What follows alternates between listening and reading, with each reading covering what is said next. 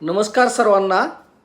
ESIC policy म्हणजे मजूर कामगार पॉलिसी ज्यांची काढलेली आहे आणि त्यांच्या पाल्यांनी जर नीट परीक्षा दिलेली असेल तर अशांसाठी एक रजिस्ट्रेशन करायचं आले इन्शुरन्स पॉलिसीचे. ते 27 मे 2024पर्यंत आपण रजिस्ट्रेशन करून घ्यायचं आहे.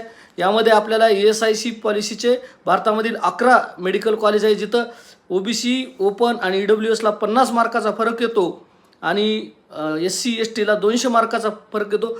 टॉपचे 11 कॉलेज आहेत, इथं रजिस्ट्रेशन करून घ्या.